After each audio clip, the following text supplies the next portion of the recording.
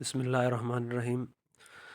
आज का हमारा लेक्चर है बॉडी टाइप्स के ऊपर। जो बॉडी टाइप्स है वो सबसे पहले जो फाउंड किया है वो हिप्पोक्रेट्स है।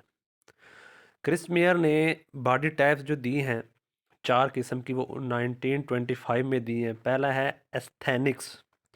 एस्थेनिक बॉडी टाइप में कहता है कि जिसकी जो थिन होगा, जो वीक होगा, वो एस्थेनिक में आएगा। यानी कहता है the slender and fragile build, जो नाजुक होगा। Individual with asthenic body type typically have lean physique, जो कमज़ोर है, विद नैरो शोल्डर, पतले शोल्डर हैं और हिप्स है। तो ये जो है किस में आएगा? ये एस्थेनिक में आएगा। यानी जो कमज़ोर हैं, जो पतले लोग हैं, वो एस्थेनिक बॉडी टाइप में आएंगे।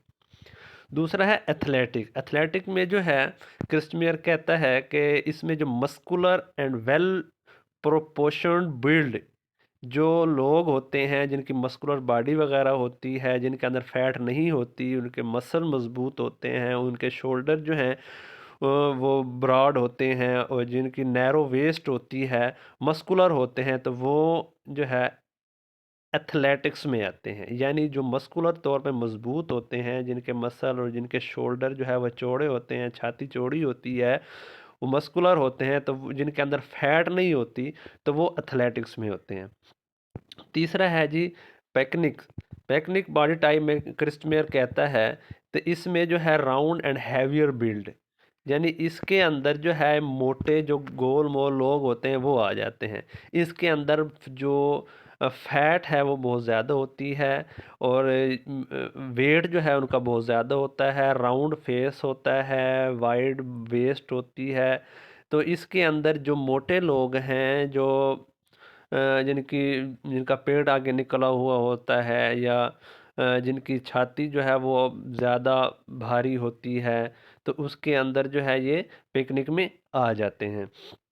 जो लास्ट इसका है डेस्प्लास्टिक्स, यानी जो इन तीनों में नहीं आते, यानी ना कोई पतला है, ना कोई जो है मस्कुलर है, और ना मोटा है। इन तीनों का जो कम्बिनेशन है, अगर तीनों चीज़ इसके अंदर हैं तो वो कम्बिनेशन है, तो वो डिस्प्लास्टिक्स में आएगा। यानी अगर जो है पहला एस्थेनिक में भी नहीं है, इतना पतला भी नहीं है, एथलेटिक्स में है, और उसकी बॉडी टाइप भी ठीक है, मस्कुलर भी मजबूत है, थोड़ा मोटा भी है, यानी वो फिर डिस्प्लास्टिक्स में आ जाएगा। यानी फिर आगे जो है शेल्डन बॉडी टाइप्स जो है 1940 में शेल्डन ने जो बॉडी टाइप्स दी थी वो 3 तरह की दी थी 1940 में। पहला था एंडोमॉर्फ्स, दूसरा मेसोमॉर्फ्स, और तीसरा एक्टोमॉर्फ्स। ये जो है 3 जो हैं ये अक्सर जो है वो आपके एमसीक्यूज में पूछ लिए जाते हैं। एंडोमॉर्फ्स क्या है? एंडोमार्स में जो है आपका वेट जो है वो ज़्यादा होता है, फैट जो है वो ज़्यादा होती है। आप जो मोटे लोग हैं तो वो जो है एंडोमॉर्फ्स में आते हैं। जो राउंड होते हैं, round and soft body types, higher weight, जिनका वेट ज़्यादा बड़ा हुआ होता है, तो वो आपके एंडोमॉर्फ्स में आ जाते हैं, सिंपली तौर पे अगर आपको बताएं तो। फिर है जी मेसोमॉर्फ्स। मेसोमॉर्फ में जो मस्कुलर बिल्ट होती है, मस्कुलर जिनके मसल जो है मजबूत होते हैं, जिनके अंदर आप कह सकते हैं कि फैट नहीं होती, जो मोटे नहीं होते, जिनके जो कंधे जो हैं वो चौड़े होते हैं, जिनके मसल मजबूत होते हैं, मसल जो है वो सख्त होते हैं, तो वो मेसोमॉर्फ में आ जाते हैं। और आखिरी जो है इसका लास्ट एक्टोमॉर्फ्स। एक्टोमॉर्फ्स में आप जो स्लिम लोग होते हैं, जो पतले लोग होते हैं, जो पतली बॉडी होती है, उसमें जो है वो एक्टोमॉर्फ को शेल्डन रखता है। यानी करने का मतलब ये है कि इसकी जो 3 टाइप्स हैं नाम, एंडोमॉर्फ्स ये मोटे हो गए, मेसोमॉर्फ्स ये मस्कुलर जो बॉडी बिल्डर हो गए, या आप इसको कह सकते हैं एक्टोमॉर्फ में स्लिम लोग हो जो पतले हैं। इसी तरह जो है ऊपर इसे यही कहा था कि एस्थेनिक में जो है वो बिल्कुल जो पतले होंगे वो होंगे, एथलेटिक में जो मस्कुलर मजबूत हैं वो होंगे, पेकनिक में जो है मोटे होंगे जिनके अंदर फैट होगी, और डिस्प्लास्टिक्स में जो है वो इन सब का कम्बिनेशन होगा।